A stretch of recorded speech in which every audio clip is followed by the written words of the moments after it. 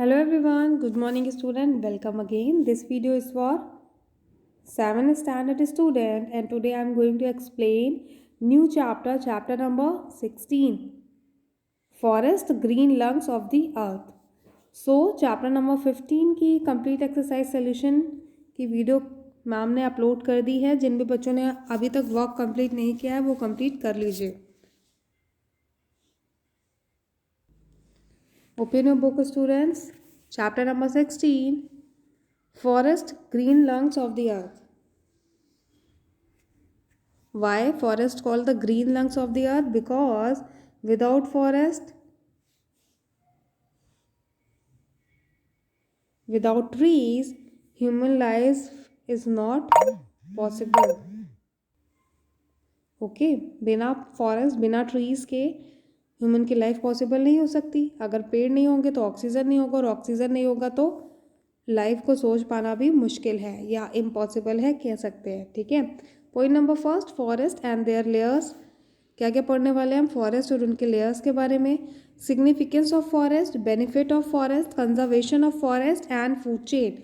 तो ये सारे टर्म्स हम पढ़ने वाले हैं इस चैप्टर के अंदर। Now forest and their layers and significance of forest, benefit of forest, forest के क्या क्या बेनिफिट है, कंजर्वेशन हमें कैसे अपने फॉरेस्ट को बचा के रखना है, फूड चेन हमें कैसे कैसे अलग चीज़ों से या अलग अलग जितने भी लिविंग थिंग्स हैं वो डिपेंड है कहाँ पे, फॉरेस्ट पे, उस वहीं पे रहते हैं और कैसे कैसे फूड चेन बनी हुई है और पूरा सिस्टमैटिक वे है।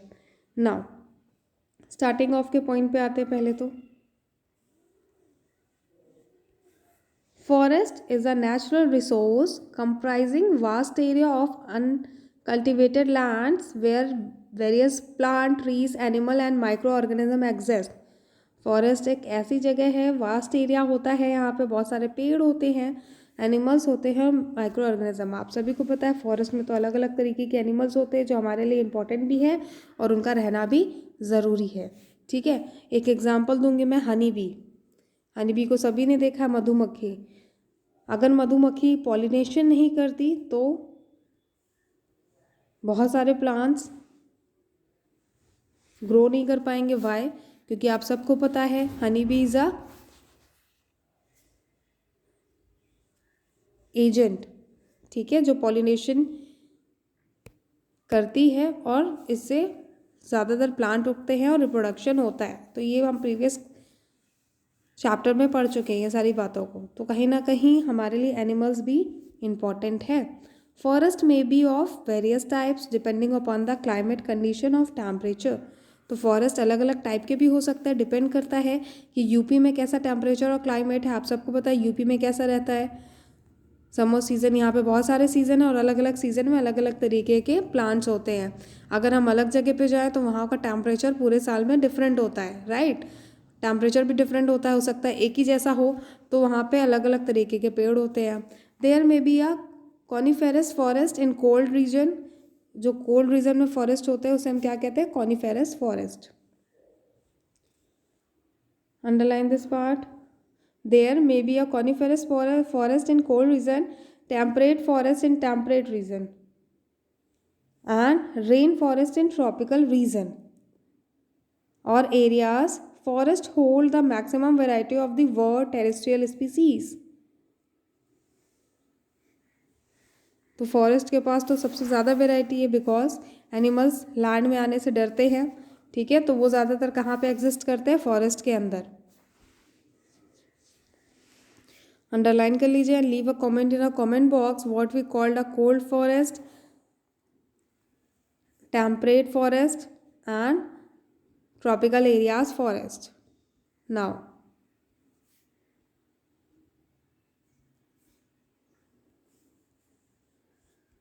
forest can be defined as an area having a variety of trees, herb and shrub, creepers, climbers, etc.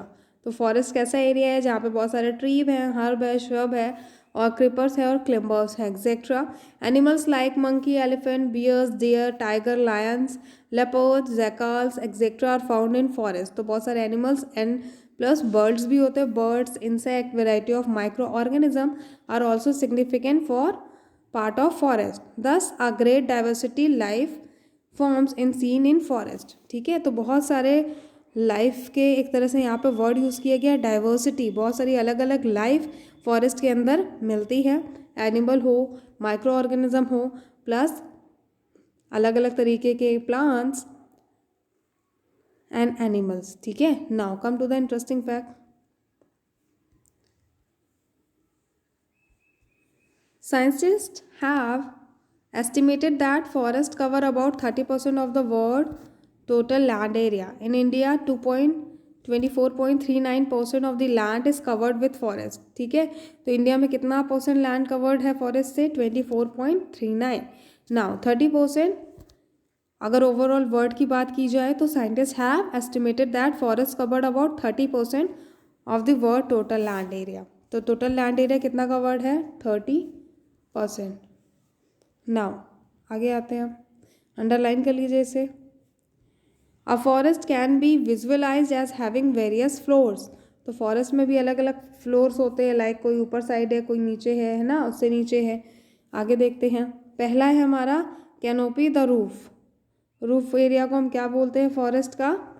एक तरीके से उसे नाम क्या दिया गया है? कैनोपी, और उसे कहा गया है the roof. Roof of the forest is called canopy. Different varieties of trees from different floor in the forest, the leaf of some tall trees in the forest form a roof that does not allow any sunlight to fall on the ground. तो आप लोग जब बहुत ज़्यादा घने जंगलों में जाएंगे कभी घूमने या विजिट करने, तो वहाँ पे आप देखेंगे सनरेज जो है वो ग्राउंड तक नहीं पहुँच पाती बिकॉज ऑफ लीव्स एंड बड़े बड़े ट्रीज। ठीक है, this roof type covering trees is called canopy. ठीक है, जो रूफ टाइप कवरिंग ट्रीज है, जो पूरा का पूरा ढक के रखते हैं, that is called canopy. Now see this image जो आपकी बुक में दी हुई है, 4 different floors of a forest. तो पहला फ्लोर क्या है? कैनोपी जिसे कहते हैं। तो यहाँ पे देखेंगे पूरा का पूरा फॉरेस्ट बड़े बड़े पेड़ों से ढका हुआ है, बड़े लीफ से ढका हुआ है, इसे हम कैनोपी कहते हैं। इसके कारण यहाँ पे कोई भी स्पेस नहीं है जिससे सनरेज जो है वो ग्राउंड तक आए, या बहुत ही लिटिल सा स्पेस है, but that is not in use, बहुत ही छोटा सा है, तो उससे फ़र्क भी नहीं पड़ता है। नाउ सेकेंड फ्लोर को हम क्या कहेंगे? क्रोन कहेंगे। क्रोन वाले एरिया में देखिए कैसे ट्रीज होते हैं जो हमें नज़र तो आते हैं और नीचे नीचे से रहते हैं, है ना। थर्ड वाले को फ्लोर थर्ड में कौन से रहेंगे? Under storage. ठीक है, तो ये सारे चीज़ें थर्ड फ्लोर में आ जाएंगी। नाउ फोर्थ फ्लोर में क्या होगी? ज़मीन में जो छोटे छोटे से प्लांट होते हैं वो आ जाएंगे फोर्थ फ्लोर में। नाउ सेकेंड जो हमारा क्रोन है, क्रोन में कैसे कैसे होते हैं प्लांट? यहाँ पे आपकी इमेज भी दी हुई है बुक में। The part of branches above the stem of the tree is known as crown of the tree. ठीक है, तो ये सारे प्लांट हैं, ऐसे प्लांट किस में आते हैं? क्रोन एरिया पे, या crown shape in a trees. Now next, horizontal layer of plants. The other plant growing below the crown are different heights. ठीक है, अदर प्लांट जो क्रोन के भी डाउन पे होते हैं वो अलग अलग हाइट के होते हैं, hence they make different horizontal layer called understories. Herbs and are small plants that form the lowest layer of understories. तो इसके अंदर ज़्यादातर कौन आ जाता है? Herb. Underline this part, herbs are the small plant that form the lower layer of the understories. Now come to the next page, page number 165.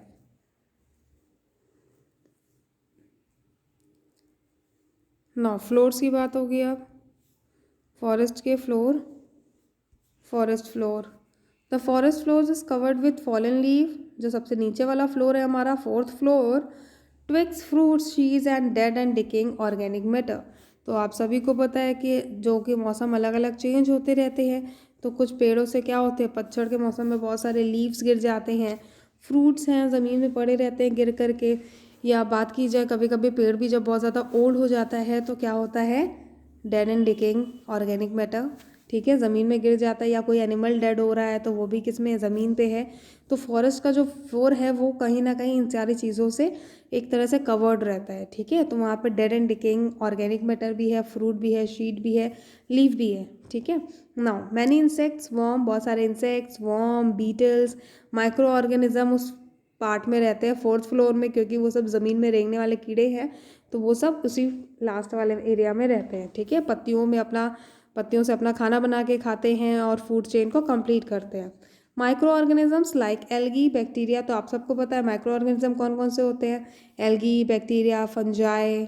ठीक है, like algae, bacteria, fungi obtain their food from the matter and convert it into a dark color substance called humus।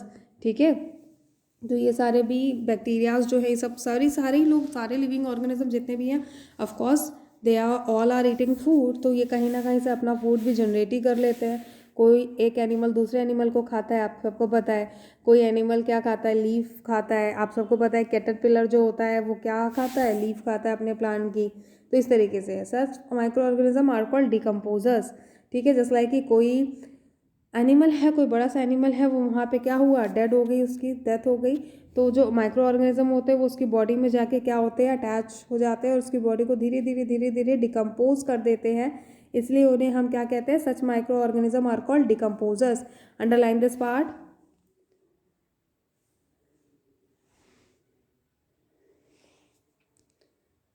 ठीक है, तो decomposer और क्या help करते हैं, decomposer make the soil rich in nutrients, heat is evolve in the process, it keeps the floor warm. ठीक है, decomposer और भी ज़्यादा हेल्प करते हैं हमें, वो सॉइल को कैसा रखते हैं, रिच इन न्यूट्रिएंट्स रखते हैं। ठीक है, न्यूट्रिएंट्स से भरा रहता है।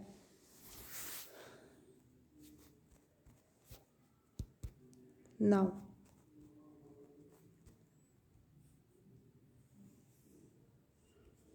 fallen seeds, fruit, dead insects, twigs, etc. यहाँ पे क्या है, decompose by the action of bacteria and fungi. इसमें किसका एक्शन होता है, जो फॉलन लीव, शीड है, फ्रूट है, लीव है, कुछ छोटे छोटे इंसेक्ट्स खा लेते हैं, वरना उसमें decomposers like bacteria and fungi इसको डिकम्पोज करते हैं, ह्यूमस प्लस हीट।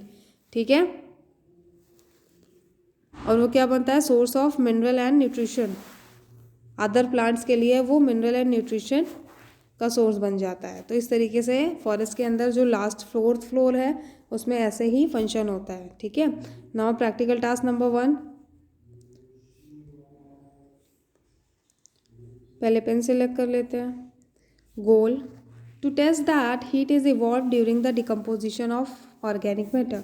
तो यहाँ पे हम चेक करने वाले हैं इस प्रैक्टिकल टास्क में जो बात कही गई है ऊपर साइड पे कि 4th फ्लोर में जो कौन है, बैक्टीरियाज हैं, फंजाई हैं, जब डिकम्पोज करते हैं चीज़ों को तो वहाँ पे क्या होती है, हीट इवॉल्व होती है, हीट निकलती है। ठीक है, तो उसके लिए आपको क्या क्या चाहिए, आपको कुछ वेजिटेबल वेस्ट चाहिए। तो इस प्रैक्टिकल टास्क को आप लोग घर पे भी परफॉर्म कर सकते हैं। आप जब 8th स्टैंडर्ड में जाएंगे तो आपको पता चलेगा 8th स्टैंडर्ड का चैप्टर नंबर 1 क्या है। Chapter number 1 related to agriculture है। एग्रीकल्चर फील्ड्स में आप लोग को पता होना चाहिए जो हमारे किसान हैं वो क्या करते हैं, पुराने ज़माने में क्या किया जाता था, मैन्योर, खाद वगैरह यूज़ होते थे। तो उस टाइम पे जो पुराने वेजिटेबल्स के छिलके होते थे घर पे, या वेजिटेबल वेस्ट होता था, काऊ डंग होता था, उन सबको मिक्स करके एक गड्ढा बना के उसको अंदर डाल दिया जाता था पूरा। ठीक है, आफ्टर सम टाइम वो डिकम्पोज हो जाता था और इससे हमारी जो मिट्टी होती थी वो कैसी होती थी, और भी ज़्यादा फर्टिलाइज और भी ज़्यादा न्यूट्रिएंट से भर जाती थी। ठीक है, तो इस प्रोसेस को करने से, तो यहाँ पे दिया हुआ है to test the heat is evolve during the decomposition of organic matter. तो आप लोग भी देखेंगे जब आप सड़ी हुई सब्जी या उसका छिलका अगर आप लोग किचन में ऐसी ओपन फॉर्म में खुला हुआ रख देंगे तो उसके थोड़ी देर में आफ्टर सम टाइम उसके ऊपर छोटे मोटे कीड़े उड़ने लगते हैं, है ना। तो ऐसा इसलिए होता है क्योंकि वो डिकम्पोज करने आ जाते हैं उसके पास में। तो ऐसा आपको ये प्रैक्टिकल फॉर्म आप घर पे परफॉर्म कर सकते हैं। मेथड क्या है, डिग अ पिट इन द ग्राउंड, आप छोटा सा गड्ढा खोदिए ग्राउंड के अंदर, fill it with the vegetable waste and cover it with the soil. आप उसको क्या करिए, इसमें वेजिटेबल वेस्ट, सब्जियों के बहुत सारे छिलके उठा के उसके अंदर अच्छे से भर दीजिए, और फुल करने के बाद उसे एक कवर से सॉइल को ही ढक दीजिए। ठीक है, आपने गड्ढा बनाया, मिट्टी इधर निकाल के रखी, वापस से मिट्टी से कवर अप कर दीजिए। तो आप क्या ऑब्जर्व करेंगे, observe the upper layer of the soil after 3-4 days.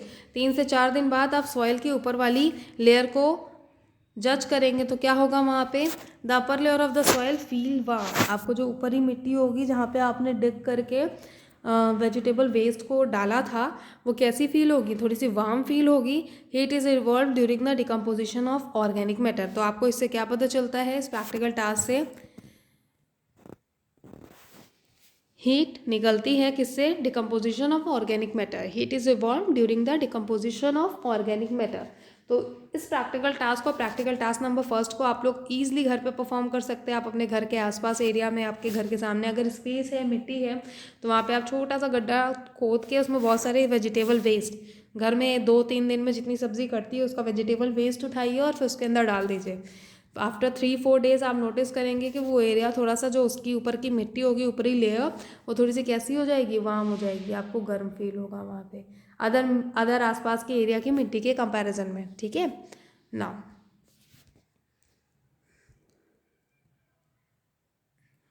Come to the next part, fodder.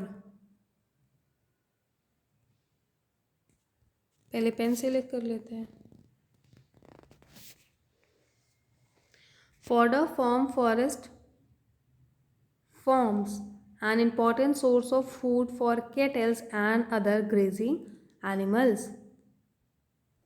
There are many varieties of grasses, trees and shrubs that are nutritious for the livestock. Fodders जो हैं वो बहुत important source होते हैं, किसके लिए? एक important source form करते हैं फॉर कैटल्स, जो ग्रेजिंग करने जाते हैं। एनिमल्स लाइक ग्रेजिंग एनिमल्स कौन कौन होते हैं? काऊ, गोट, इन सारी चीज़ों के लिए। ठीक है, there are many varieties of grasses, बहुत अलग अलग तरह की ग्रासेस होती हैं इन सारे एरिया में जहाँ पे ये सारे लोग क्या करने जाते हैं? ग्रेजिंग करने जाते हैं। और ग्रेजिंग का मतलब होता है चरना।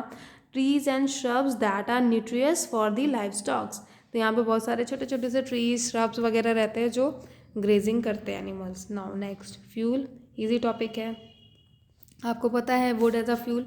पुराने ज़माने में, अभी भी आप लोग अगर गांव एरिया, साइड एरिया में जाएंगे, विलेज एरिया में, तो आप देखेंगे कि लकड़ियों को आज भी यूज़ किया जाता है खाना पकाने में और बहुत सारे अलग अलग कामों में। ठीक है, तो generally in rural areas wood is use as source of fuel. ठीक है, तो रूरल एरियाज में लकड़ियों का कैसे यूज़ किया जाता है?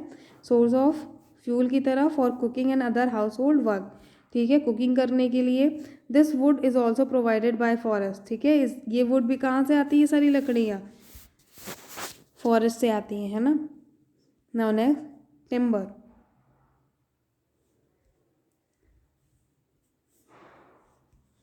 Timber is obtained from trees and it is use to make paper, furniture, buildings etcetera. तो आप सबको पता है कि जो हमारे पेपर्स हैं जिसमें आप कॉपी बनाते हो या आपकी बुक्स हैं, वो सब उसके पेपर्स कहाँ से आए हैं? इन टिम्बर से, इन ट्रीज से बन के आते हैं। इसलिए कहते हैं सेफ पेपर सेफ ट्रीज। कभी भी पेपर वेस्ट मत करिए, बहुत ही कम पेपर यूज़ करिए। बेमतलब एक साफ और सादा पन्ना कॉपी से फाड़ के फेंकिए मत इधर उधर, आपके पेरेंट्स भी आपको मना करते होंगे, राइट। तो आपको ये सारे टर्म्स इसलिए फॉलो करने चाहिए क्योंकि हम लोग ने ट्रीज़ का इतना ज़्यादा यूज़ कर लिया है, क्योंकि ट्रीज़ हमारे फॉरेस्ट में कम होते जा रहे हैं। तो हमें क्या करना है? इन सबका बहुत से कम यूज़ करना है। ठीक है, timbers is obtained from the trees, it is use to make paper, furniture and buildings. तो सारे घरों में फर्नीचर, और अगर लोग इतना सारा फर्नीचर और बिल्डिंग्स वगैरह बना डालेंगे ट्रीज़ का, तो ट्रीज़ नहीं बचेगा। अगर ट्रीज़ नहीं होगा, ऑक्सीजन नहीं मिलेगी, तो ह्यूमन लाइफ कैसे रह सकती है? तो हमारा पहला जो हमारी नीड है, लाइफ की पहली नीड क्या होती है? Comment, leave a comment in the comment box. हमारी पहली ज़रूरत क्या है? Water, oxygen. अगर ये सारी चीज़ें बेकार हो जाएंगी या पॉल्यूटेड हो जाएंगी तो हम क्या करेंगे, राइट? ह्यूमन लाइफ पॉसिबल नहीं होगी। Now comment in the comment box what are the basic need of human beings. Comment in the comment box basic need of human. Comment me in the comment box. ठीक है, the teak and the sal trees provided timber for making furnitures and houses. तो Jammu and Kashmir side आप लोग जाएंगे तो ज़्यादातर वहाँ पे किसके घर बने होते हैं? वुड से घर बनाए जाते हैं, है ना। तो ये है आपका टिम्बर, ऐसा दिखता है। नाउ यहाँ पे एक इंटरेस्टिंग फैक्ट दिया है, the bamboo is the fastest growing plant on the earth. हमारे पूरे अर्थ में कौन सा प्लांट सबसे तेज़ ग्रो करता है? उसका नाम है bamboo. Underline this part, bamboo is the fastest growing plant in the earth. It can grow as fast as 120 centimetre in a single day. ठीक है, तो ये इतना ज़्यादा, आपका स्केल कितना बड़ा होता है? 15 सेंटीमीटर का होता है, छोटा वाला स्केल जो आप अपने बॉक्स में रखते हैं। और फिर उसको आप 10 सेंटीमीटर, उसमें 11 सेंटीमीटर और बढ़ा दीजिए, है ना। तो ठीक है, नॉर्मल आप अपने स्केल से देखेंगे उसको और इंक्रीमेंट करके तो 121 सेंटीमीटर एक सिंगल डे में ये ट्री ग्रो कर जाता है। कौन सा? Bamboo. Underline this part, this is important. Star बना लीजिए यहाँ पे, मेक अ डबल स्टार, क्योंकि यहाँ पे पूरे अर्थ की बात की गई है, तो पूरे अर्थ में सबसे तेज़ ग्रो करने वाले प्लांट का नाम है बैम्बू। सो स्टूडेंट, आज की क्लास यहीं पे एंड होती है। जो क्वेश्चन अब मैंने पूछा है, what is the basic need of human beings, comment be in a comment box. So thank you.